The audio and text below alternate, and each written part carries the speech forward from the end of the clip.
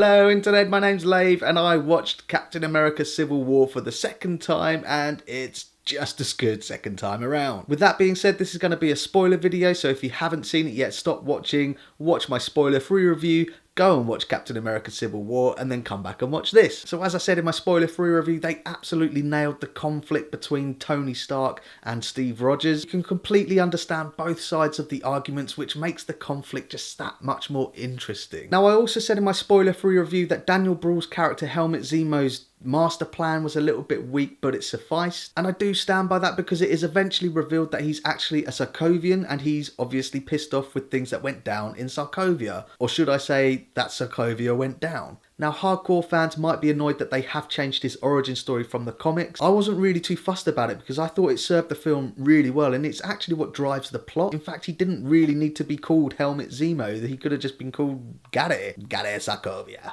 And I also said in my spoiler review that I thought that his master plan would be unpicked on further viewings, but every time I thought of something, they absolutely covered their tracks. They did a really good job of that. For example, it's revealed that Zemo hired Crossbones to basically kill himself to kickstart the Sokovia Accords. From that, the UN forms to ratify them, and then he sets up the Winter Soldier and makes it look like that he's bombed the UN meeting. He then poses as the UN member hired to interrogate the Winter Soldier when they eventually catch him, and then he uses the Red Book with the keywords to brainwash Bucky again and turn him back into the Winter Soldier. And to aid their escape, he sends this parcel to this other part which sets off an EMP which knocks out all of the electricity. And I remember thinking there's no way that he managed to time that perfectly, but then he's sitting there with the screen and it tells him that the package has been delivered and he sets it off. I was like, well played, Russos, well played. They also got me again at the end of the film, so following on from those events, Zemo goes off to Siberia and you think he's going there to reactivate these other Winter Soldiers which the Russians have created, but he's actually gone there to lure Captain America, Bucky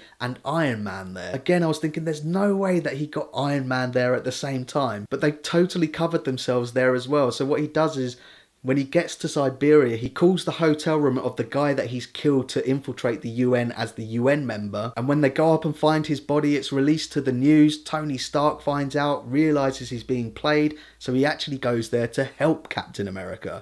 You Russos, you've thought of bloody everything. I'm sure his master plan isn't airtight. It's going to take a few more viewings for me to really unpick it. Ugh. So this all builds to the reveal that Zemo knew that the Winter Soldier killed Tony's parents. And he shows them this footage. Tony Stark's like, that's it, I'm kicking ass. It's such a cool emotional fight because Tony's releasing this anger and grief. Bucky is ashamed of what he's done even though he was brainwashed, and Captain America knows this, so he's just trying to defend his friend. It's just a really good, engaging, emotionally driven action scene. But I wouldn't call it the main event by any means. That easily goes to the airport clash between all of them. Just outstanding. It's during this 15 to 20 minute sequence that their personalities in their powers come through. Particularly Paul Rudd's Ant-Man. He has 2 or 3 really hilarious pump your fist in the air, yeah moments. There's a great bit when he catches up to Captain America and he's got this tiny little truck and he says, throw this enlargement disc as I throw it at them. And as he does, it just completely explodes into flames and he's like, oh man, sorry,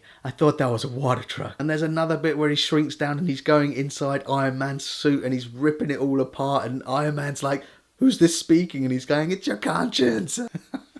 And even the bit where he turns himself into Giant Man, that could have been so cheesy, but they handle it so well. And they really nailed the CG in that when he's bigger, he moves a lot slower and he looks a lot heavier. Perfectly done. In fact, I would have said that he stole the show if it wasn't for Spider-Man. I proper lolled when Spider-Man is taking him out by winding his legs in his web and says, hey guys, have you seen that really old movie Empire Strikes Back?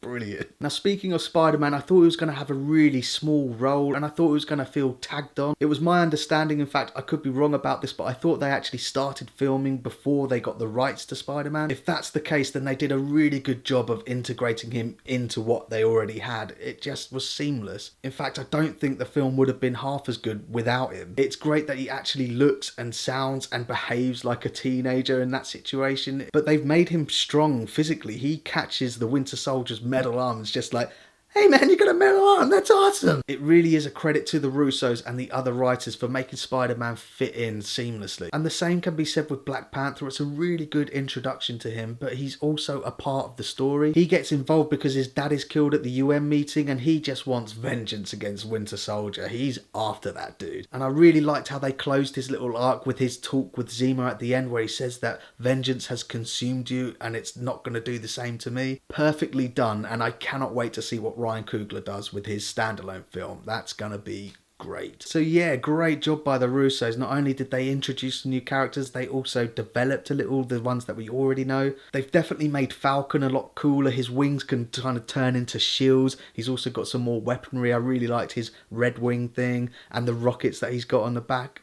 That's cool. And I also like Sharon Carter, played by Emily Van Camp. She's Peggy's niece in this. She's working for the CIA, but she's also kind of secretly helping out Cap, and they do have a bit of a love interest there. And there's also a bit of a love interest developing between Vision and Scarlet Witch. As I said in my spoiler-free review, Vision is kind of discovering his own humanity, and they show that he's fallible as well. He's actually the one that shoots Rhodes out of the sky. Oh man, poor War Machine. I really want to see more of him. I just love that character. So that's my thoughts on Captain America Civil War, and pause the video now if you want to check out my enjoyment tracker. All in all, I think it's a fantastic film. I think they've balanced it really well. I kind of think of Captain America the Winter Soldier as an espionage film disguised as a superhero film. I kind of feel the same about this. It's a kind of Civil War thriller about the effects of war on family and the conflict it has on both sides. Very much the same feeling that I got in Dawn of the Planet of the Apes with the conflict between the apes and the humans. Apart from the niggly things that I said in my spoiler-free review, I absolutely love this. However, I just have remembered the digital de-aging of Robert Downey Jr. Again, it didn't cross the uncanny valley for me. It's just a bit jarring, and I suppose they get away with it because it is a computer simulation of Tony processing his grief, and I understand why they put it in there because it reinforces the emotional trigger that sets Tony off at the end. Yeah, got it. So thanks very much for watching. If you liked the video, like it. If you didn't like it, dislike it. Either way, tell me in the comments. I might see it again.